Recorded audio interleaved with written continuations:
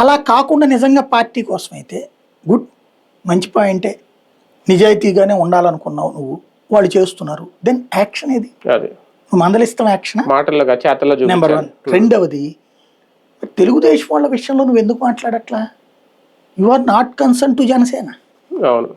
నువ్వు caretaker government, అంటే caretaker government, నీకు నువ్వు ప్రకటించుకున్నది రక్షకుడివి,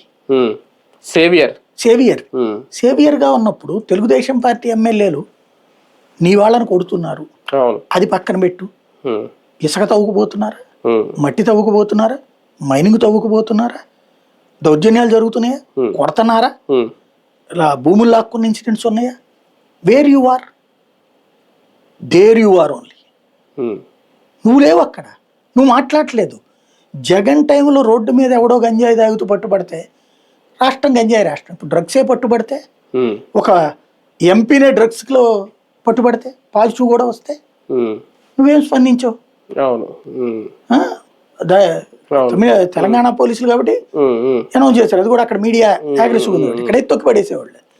అట్లాగే ఇక్కడ డ్రగ్స్ పట్టుబడుతున్నాయి, గంజాయి పట్టుబడుతుంది, ఏది దొరకట్లేదు, గొడవలు జరగట్లేదా, అత్యాచారాలు జరగట్లేదా? ఇదివరకు అత్యాచారం చేస్తే జగన్ అంబటి రాంబాబు వీళ్ళందరూ వెళ్ళి రేపు చేసినట్టు రాసేవాడు. ఇప్పుడు వచ్చేటప్పటికి అత్యాచారం అనేటటువంటిది అమిత్ గారు కఠిన